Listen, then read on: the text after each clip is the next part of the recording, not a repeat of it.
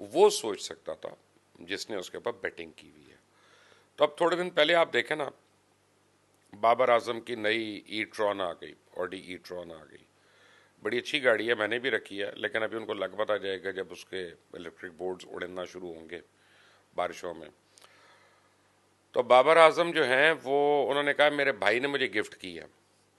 तो कल से मैं लगा हुआ था कि उनका भाई करता क्या है, कि अपने भाई को 7-8 करोड़ की गाड़ी अगर वो गिफ्ट कर रहा है तो बड़ा अच्छा को काम कर रहा होगा। तो पता चला ठेंगा करता है। तो मैंने कहा ये कहाँ से आ गई भाई गाड़ी?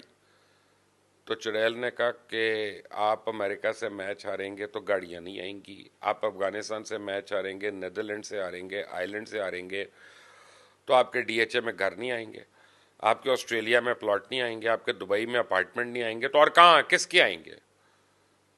तो मैंने कही तो बड़ी स्ट्रांग एलिगेशन है चुड़ैल, तुम किन के बारे में कह रही हो? कहती सबके बारे में, सबको पता है कि पाकिस्तान टीम में कौन कौन बुकी है, कौन कौन बुकियों का बनता है, और किस तरह साया कॉरपोरेशन ने इन सारों को यूज़ किया बोर्ड को ब्लैकमेल करने के लिए। बोर्ड के घुटने टेक दिए। बोर्ड के कैसे घुटने टेके? कि पिछला वर्ल्ड कप हो रहा था इंडिया में, 8 प्लेयर्स ने कह दिया हमने तो करना ही नहीं, और बाकी जो प्लेयर्स थे उनको इन्होंने कहा कि हम जो स्टैंड ले रहे हैं तुम हमारे साथ रहना, तुम्हारी भी पे बढ़ेगी।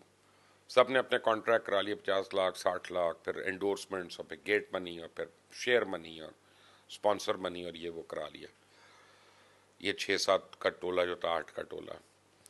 तो बाकी लोग हाथ मलते रह गए। एंड में इफ्तिखार ने पूछा भाई वो हमारे कॉन्ट्रैक्ट्स का क्या हुआ? तो बड़े आराम से कप्तान ने कहा मुझे क्या पता, हमने तो अपनी बात कर रहे थे, या तो तुम लोगों ने साइन किया होता हमारे साथ। उन्होंने कहा हमें तो आपने रोका था, तो हम तो इसलिए इनकार कर रहे थे। उनका बस वो अभी ये हो गया, फिर देखेंगे बाद में। टीम में ग्रुपिंग वहां से शुरू हुई, टीम में लड़ाइयां वहां से शुरू हुई। पेशाइन अफरीदी को जिस तरह बाबर ने हटवाया, तो फिर शाहीन अफरीदी अकेला थोड़ी है, उसके पीछे शाहिद अफरीदी भी है।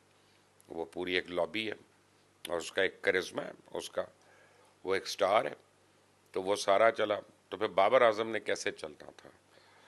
शाहीन अफरीदी जो था, अब इसकी इंजरी के बाद कम बैक में इसकी परफॉर्मेंस बड़ी कॉम्प्लिकेटेड थी, इससे परफॉर्म नहीं हो रहा था, गेंद सही नहीं हो रही थी। तो फौरी तौर पे इन्होंने कहा कि जी मोहम्मद आमिर को ले आओ, इमाद को ले आओ। और ये वही मोहम्मद आमिर है जिसके मतलब शाहीन अफरीदी कहता मैं मर जाऊंगा, इस चोर के साथ नहीं टीम में बैठूंगा। ये वही था। अब वही सारे कहना शुरू हो गया, मोहसिन नकवी को जाके बता रहे हैं थ्रू वहाब रियाज, वो भी बुकी का बेटा है, याद रखिएगा। अब तो पता नहीं उसका भाई करता है, कौन करता है बुक को, मुझे नहीं पता वाली बुक कौन करता है, लेकिन बहरहाल तारीख पूरी है उनकी। तभी तो सलमान भट्ट भी गया, तभी तो आसिफ भी गया, तभी तो आमिर भी गया, सारे एनीवे। और जाके उन्होंने मोहम्मद आमिर से बात की जी, और इमाद से बात की, उनको वापस ले आए, उसको पहला ओवर दे दिया, उसको स्ट्राइक बॉलर दिखा रहे हैं ताकि सुपर ओवर भी उसको दे रहे हैं कि ये जो शाहीन शाह अफरीदी है इसको गालियां ना पड़े, इसको कोई बुरा भला ना कहे, क्या तेरी परफॉर्मेंस क्या थी। मेन स्ट्राइक बॉलर वो है। उसके बाद हारिस रऊफ का देख लें आप। ये वो जो हमारा यंग लड़का है ना, जो जो बॉलर भी है और जिसको इंजरी हुई थी अभी, उससे बड़ा जेलस है। उसको ये नहीं चाह रहा था कि परफॉर्म करे, और इन्होंने बड़ा कोशिश की उसको काटने की। लेकिन टैलेंट बहरहाल होता है, और टैलेंट दिखाया जाता है कि कहीं ना कहीं अपने आप को दिखाया जाता है। तो अब सारे अलग अलग जा रहे हैं। मोहम्मद आमिर वहीं से जा रहा है अपनी काउंटी खेलने, लीग खेलने, और सारे क्रिकेटर्स ने आगे साइन कर लिया। किसी ने श्रीलंका की साइन की हुई है, किसी ने मालदीव्स की साइन की हुई है, किसी ने बांग्लादेश की, कहीं कहीं इंग्लैंड में, कि 1 साल दबा कर ये लीगें खेलेंगे और अगले साल अपना जो है ये खुशो खुरम कहीं बैठ के कॉमेंट्रियाँ करेंगे और लाखों डॉलर कमाएंगे उस पर। इन्होंने पाकिस्तान बेचना था, बेच दिया। इनको स्वाद इकट्ठा। हाँ, साल के बाद जब इनको लगेगा कि नई टीम नहीं चल रही, क्योंकि सारे जब नए आएंगे, सारी जब नए आएंगे तो नई टीम तो स्ट्रगल करेगी। पहले 1 साल 2 साल वो बेचारे रगड़े खाएंगे, कोई बात नहीं। तो उस वक्त कौम जब बुरा भला कहेगी, और जब चैंपियंस ट्रॉफी में मार पड़ेगी जो थोड़ी अरसे के बाद है, तो फिर से वापस बुलाया जाए, किसको बुलाएं जी, किसको बुलाएं, इसको बुला लो, उसको बुला लो, नहीं वो अच्छा था उस वक्त, वो आएंगे, एक एक मैच खेलेंगे, परफॉर्म करेंगे और चले जाएंगे। इनका मोडस ऑपरेंडी क्या है? इनका मोडस ऑपरेंडी ये है कि ये इमामुल हक है, इमामुल हक ने 2 इनिंग्स में स्कोर कर लिया। अब आगे एक आ गई टफ पिच आ गई, सख्त पिच आ गई। उस पिच में वो, क्योंकि डॉक्टर भी पेरोल पे अपने, वो भी तो खा भी खाता है ना, वो कौन सा उसमें। डॉक्टर ने कहा कि जी ये लिख के दे दिया ग्रॉइन इंजरी, स्पैज़म है जी, इसको कर लो डिटेक्ट स्पैज़म, या बैक पेन है जी। बैक पेन दुनिया की कोई मशीन देख ही नहीं सकती बैक पेन, उन्हें कह दिया। अब वो आउट हो गए जी अगले मैच से। वो जो ऑखी विकेट है जहाँ पे बॉलर्स ने, को पता है बॉलर्स विकेट है, वहाँ पे वो नए वाले को खिला दिया। वो बेचारा 10 12 15 करके आउट हो गया।